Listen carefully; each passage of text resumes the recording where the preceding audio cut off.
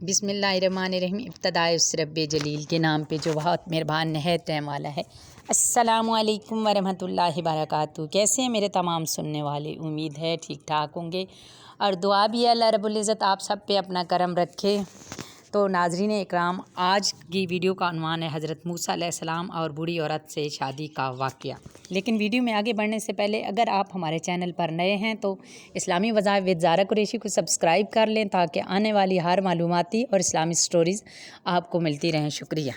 حمید الحیات میں لکھتے ہیں کہ ایک مرتبہ حضور نبی کریم صلی اللہ علیہ وآلہ وسلم نے سفر کے دوران ایک شخص سے ملاقات کی اور اس کے مہمان ہوئی۔ اس نے آپ صلی اللہ علیہ وآلہ وسلم کی اپنی حیثیت کے حساب سے پوری ضیافت کی۔ وہ وہاں سے چلتے وقت آپ صلی اللہ علیہ وآلہ وسلم نے اس سے فرمایا کہ اگر تم ہم سے کچھ چاہتے ہو تو کہو، ہم دعا کریں تاکہ تمہاری مراد پوری ہو۔ اس نے کہا، خدا سے دعا کیجئے کہ مجھے ایک اونٹ عطا کرے جس پر میں اپنی ضروریات زندگی رکھ کر سفر کر سکوں، اور چند بھیڑیں جن کے دودھ سے میں استفادہ کر سکوں۔ پیغمبر اسلام صلی اللہ علیہ وآلہ وسلم نے اس کے لیے دعا کی، پھر اصحابہ کی طرف متوجہ ہو کر فرمایا، کاش اس شخص کی ہمت بنی اسرائیل کی بوڑھی عورت کی طرح بلند ہوتی، یہ ہم سے کہتا اس کے لیے دنیا و آخرت کی نیکیاں خدا سے طلب کرے۔ اصحابہ نے عرض کیا، یا رسول اللہ صلی اللہ علیہ وآلہ وسلم، بنی اسرائیل کی ضعیفہ کا کیا قصہ ہے؟ پیغمبر اسلام صلی اللہ علیہ وآلہ وسلم نے فرمایا، جب موسیٰ علیہ السلام نے بنی اسرائیل کے ساتھ مصر سے شام کی طرف جانا چاہا تو راستہ بھول گئے، بہت جستجو کی مگر کچھ نہ پتہ چل سکا، تو حضرت موسیٰ علیہ السلام ڈرے کہیں پہلے کی طرح پھر کسی پریشانی میں مبتلا نہ ہو جائیں۔ انہوں نے اصحابہ کو جمع کر کے پوچھا، تم لوگوں نے مصر کے لوگوں سے کوئی وعدہ تو نہیں کیا کہ اگر ہم اس شہر سے چلے جائیں تو وعدہ خلافی ہو؟ لوگوں نے جواب دیا کہ ہم نے اپنے آباء و اجداد سے سنا ہے کہ جہاں حضرت یوسف علیہ السلام کا انتقال ہوا تو انہوں نے مصر والوں سے خواہش کی کہ جب تم لوگ شام جانا چاہو تو میرا جنازہ ساتھ لیتے جانا اور میرے باپ یعقوب علیہ السلام کے پاس دفن کر دینا۔ ہمارے اجداد نے قبول کر لیا تھا۔ جناب موسیٰ علیہ السلام نے فرمایا، مصر واپس چلو اور اپنا وعدہ پورا کرو ورنہ اس پریشانی سے کبھی نجات نہیں ملے گی۔ تمام لوگ مصر واپس ہوئے۔ جناب حضرت موسیٰ علیہ السلام نے جس سے قبر جناب حضرت یوسف علیہ السلام کے متعلق پوچھا، اس نے اپنے بے خبر ہونے کا اظہار کیا۔ کسی نے بتایا کہ ایک بوڑھی عورت ہے، وہ کہتی ہے کہ میں جانتی ہوں یوسف علیہ السلام کی قبر کہاں ہے۔ جناب حضرت موسیٰ علیہ السلام نے اس عورت کو بلوایا۔ جب حضرت موسیٰ علیہ السلام کا آدمی اس عورت کے پاس پہنچا اور اس واقعے کی خبر دی تو اس نے کہا کہ موسیٰ علیہ السلام سے کہنا کہ اگر میرے علم کی ضرورت ہے تو میرے پاس آ جاؤ، کیونکہ تقاضا یہ علم یہی ہے۔ جب حضرت موسیٰ علیہ السلام کے پاس پہنچا تو اس کی تصدیق کی اور اس عورت کی بلند ہمتی پر تعجب کیا، اور خود اس عورت کے پاس آئے اور جناب یوسف علیہ السلام کی قبر کے بارے میں پوچھا۔ عورت نے جواب دیا کہ اے موسیٰ علیہ السلام، علم ایک قیمتی چیز ہے، کئی سالوں سے میں نے اس سے اپنے سینے میں چھپا رکھا ہے، میں اس وقت تمہیں بتاؤں گی جب تم میری 3 باتیں مان لو گے۔ موسیٰ علیہ السلام نے فرمایا، اپنی حاجتیں بیان کرو۔ اس عورت نے کہا، میری پہلی خواہش یہ ہے کہ میری جوانی پلٹ آئے، دوسری خواہش یہ ہے کہ آپ مجھ سے نکاح کر لیں، اور تیسری خواہش یہ ہے کہ آخرت میں مجھے آپ کی ہمسری کا شرف ملے۔ حضرت موسیٰ علیہ السلام نے جو کہ اپنی ان خواہشات دنیا و آخرت کی سعادت چاہتی تھی، اس کی بلند ہمتی پر تعجب کرنے لگے اور خدا سے دعا کی، اور اس عورت کی تینوں دعائیں پوری ہوئیں۔ اس عورت نے حضرت یوسف علیہ السلام کی قبر کے بارے میں بتایا کہ جب حضرت یوسف علیہ السلام کا انتقال ہو گیا تو مصریوں نے ان کی قبر کے بارے میں اختلاف کیا۔ ہر قبیلہ چاہتا تھا کہ حضرت یوسف علیہ السلام کی قبر ان کے محلے میں بنے۔ اختلاف اتنا بڑھ گیا کہ قریب تھا کہ تلواریں چلنے لگیں۔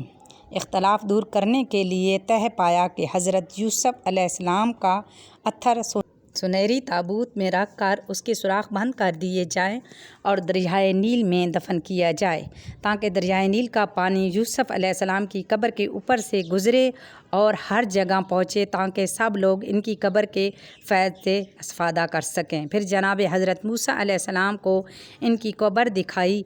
हज़रत मूसा अलैहिस्सलाम ने वहाँ से हज़रत यूसुफ अलैहिस्सलाम को निकाल कर बैतुल मुक़द्दस से 6 फरसत खलीलुल मुक़द्दस के नाम से मशहूर थी कब्र याकूब अलैहिस्सलाम के सामने हज़रत इब्राहीम अलैहिस्सलाम के पास दफन कर दिया। हज़रत सुलेमान फ़ारसी प्यारे नबी करीम सल्लल्लाहु अलैहि वसल्लम के असहाबी थे। हज़ूर नबी करीम सल्लल्लाहु अलैहि वसल्लम इनको अपने घर का आदमी फरमाया करते थे। वो दीन के बहुत बड़े आलिम और बहुत बड़े इबादत गुज़ार और नहायत ही परहेज़गार इंसान थे। इनको दुनिया की शान व शौकत से कोई दिलचस्पी नहीं थी। नहायत मामूली लिबास पहनते थे और बहुत सादा खाना खाया करते थे। दूसरे तमाम असहाबा इनकी बहुत इज़्ज़त करते थे। सदाम इब्न अबी फ़राज़ लिखते हैं, सुलेमान फ़ारसी रज़ी अल्लाह ताला अन्हा जब मज़ल मौत में मुब्तला हुए तो साद इनकी क़यादत के लिए गए। सुलेमान फ़ारसी रोने लगे। साद ने पूछा, क्यों रो रहे हो? तो हज़रत सुलेमान फ़ारसी ने जवाब दिया कि मैं दुनिया की लालच और इसकी मोहब्बत में नहीं रो रहा, बल्कि इसलिए रो रहा हूँ कि पैगम्बर इस्लाम सल्लल्लाहु अलैहि वसल्लम ने हमसे अहद लिया था कि तुम लोग इस दुनिया में सिर्फ़ इतना तो सफ़र इख्तियार करें जिस तरह किसी सवारी को एक जगह से दूसरी जगह जाने की ज़रूरत होती है। अब मैं इसलिए रो रहा हूँ कि मुझे खौफ है कि इस अंदाज़े से ज़्यादा मैंने तसर्रुफ़ ना किया हो। साद ने कहा कि इस वक्त मैंने सुलेमान फ़ारसी के कमरे में चारों तरफ देखा, सिर्फ़ एक लोटा, एक प्याला और एक तश्त नज़र आया और कुछ न था। जब हज़रत सुलेमान फ़ारसी रज़ी अल्लाह ताला अन्हो को मदाइन का गवर्नर बनाकर भेजा गया तो वो अपने गधे पर सवार होकर तन्हा चल दिए। मदाइन के लोगों को ये इत्तला मिल चुकी थी कि मदाइन का हाकिम, जिसका नाम सुलेमान फ़ारसी है, यहाँ आ रहा है। हर जगह लोग उनके इस्तकबाल के लिए सरे राह आकर खड़े हो गए। कुछ देर गुजरी मगर कोई ना आया। यहाँ तक कि देखा एक शख्स गद्दे पर सवार है और शहर की तरफ आ रहा है। उससे पूछा कि तुमसे अमीर मदाइन से मुलाकात कहाँ हुई थी? तो सुलेमान फ़ारसी ने पूछा, अमीर मदाइन कौन है? जवाब मिला, सुलेमान फ़ारसी, जो कि पैगम्बर इस्लाम सल्लल्लाहु अलैहि वसल्लम के असहाब में से हैं। हज़रत सुलेमान फ़ारसी ने जवाब दिया कि मैं अमीर तो नहीं हूँ, अलबत्ता सुलेमान फ़ारसी मैं ही हूँ। ये सुनकर सब नीचे उतरे और अपने घोड़े हज़रत सुलेमान फ़ारसी की खिदमत में पेश करने लगे। हज़रत सुलेमान ने कहा, मेरे लिए ये गधा बेहतर है। फिर शहर पहुँचे। लोगों ने दारुल अमारा में ले जाना चाहा तो हज़रत सुलेमान फ़ारसी ने मना कर दिया और कहा कि मैं अमीर नहीं हूँ, दारुल अमारा में जाकर रहूँ। एक दुकान किराए पर ले ली और उसको अपना मस्कन बना लिया और लोगों के दरमियान हुकूमत करने लगे। इनकी ज़रूरत ज़िंदगी में से एक खाल थी जिस पर वो बैठते थे। एक लोटा तहारत के लिए और एक असा भी साथ लाए थे। इस पर वो रात को तकिया करते थे। इत्तफाक से एक रोज़ सैलाब आ गया। तमाम लोग अपने मालो व दौलत, बीवी बच्चों और अपनी जान के खौफ से परेशान थे और फरियाद कर रहे थे। हज़रत सुलेमान फ़ारसी रज़ी अल्लाह ताला अन्हा भी अपनी जगह से उठे, खाल को अपने कांधे पर डाला, एक हाथ में लोटा और दूसरे हाथ में एक असा लेकर बग़ैर खौफ हरास के राह निजात इख्तियार की।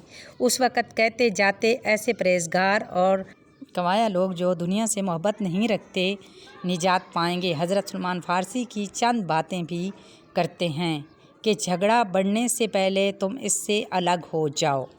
मैं उन लोगों से रश्क व हसद नहीं करता जिनके पास मुझसे ज़्यादा इल्म है, लेकिन इन पर रहम आता है जिनके पास मुझसे कम इल्म है। हर अच्छा काम पहले मुमकिन होता है। बाढ़ने से खुशी इस तरह बढ़ती है जिस तरह ज़मीन में बोया हुआ बीज फसल बनाता है। इंसान का सबसे बड़ा दुश्मन गुनाह है।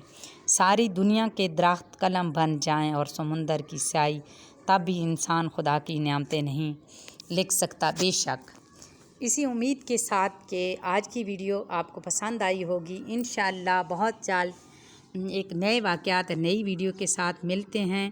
اللہ تعالیٰ آپ سب کی حفاظت کرے اور ہمیں سیدھی راہ پہ چلنے کی توفیق عطا فرمائے، آمین۔ اللہ حافظ۔